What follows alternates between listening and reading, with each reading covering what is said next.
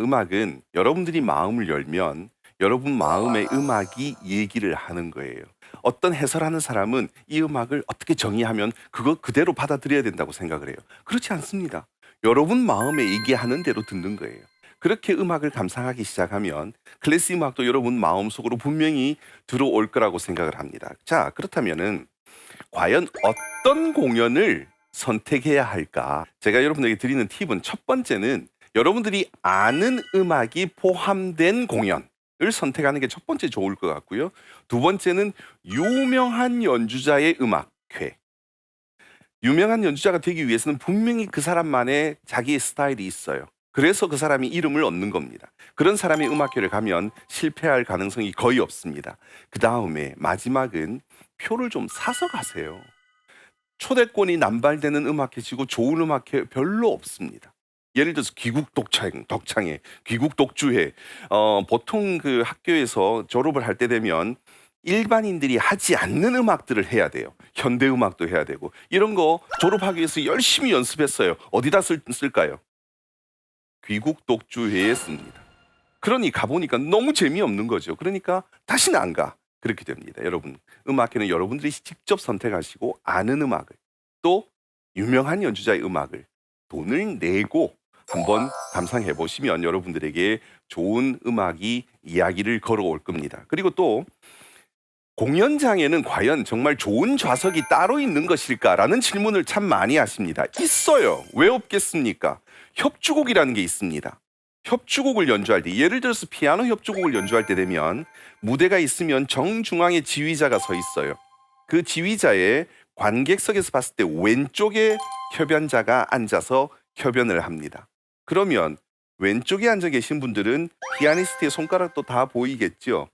표정도 잘 보이고. 그런데 건너편에 앉아 계시는 분은 큰 피아노가 가로막고 있으니까 피아니스트의 얼굴도 보이지도 않고 손가락도 보이지 않아요. 당연히 좋은 좌석은 왼쪽이지 않겠습니까? 협연 무대일 경우에는 왼쪽, 그리고 오케스트라, 큰 오케스트라의 공연일 경우에는 2층 앞줄이 가장 좋습니다. 왜냐? 소리라는 것은 이게 떠오르는 성질이 있습니다. 그래서 공연장 가면 천정이 굉장히 높아요. 공명이 잘 되기 위해서는 공간이 많아야 돼요. 그래서 떠오르는 소리를 가장 잘 들을 수 있는 것은 2층 앞줄. 그래서 보통 보면 외국의 오페라 하우스 같은데 로열 박스들이 2층에 있습니다.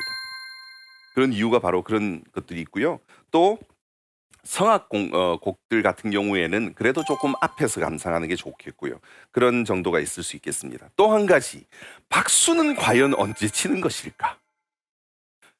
제 친구들에게 좀, 그래도 친구가 지휘자인데 좀 와서 음악 감상 좀 해. 그러면, 야, 그거 박수 치다가 내가 한번 혼난 적이 있다. 그런 얘기를 합니다. 박수를 그럼 과연 언제 칠까? 일반적으로는 교향곡이나 협주곡 같은 경우에는 전 악장이 다 끝난 다음에 박수를 치는 것이 가장 좋습니다. 성악곡 같은 경우에는 묶음으로 해놔요. 같은 카테고리의 음악들을 묶어 놓습니다. 프로그램 보면 나와 있어요. 세 곡을 묶어 놓기도 하고 네 곡을 묶어 놓기도 하고 그런 다음에 박수 치는 게 좋습니다. 또는 독주공이 같은 경우에는 음악이 끝남과 동시에 바로 박수 쳐주는 게 좋고요. 오페라 같은 경우에는 유명한 아리아나 유명한 이중창들 이런 거 끝났을 때는 박수를 치는 것이 좋습니다. 근데 누구나 할 수 있는 실수예요. 실제로 하이든이라는 사람은 과거에도 그런 사람들이 있었던 것 같아요. 연주를 하는데 끝난 줄 알고 박수를 치니까 그걸 자기가 머릿속에 담았다가 농담이라고 하는 현악 사중조곡을 작곡을 했어요. 그 농담을 보면 마지막 순간에 끝난 줄 알고 박수를 치면 연주를 또 해요. 또 끝난 줄 알고 박수를 치면 또 해요. 무려 4번을 장난을 칩니다. 그래서 그 곡의 제목이 농담이라는 제목을 갖고 있습니다.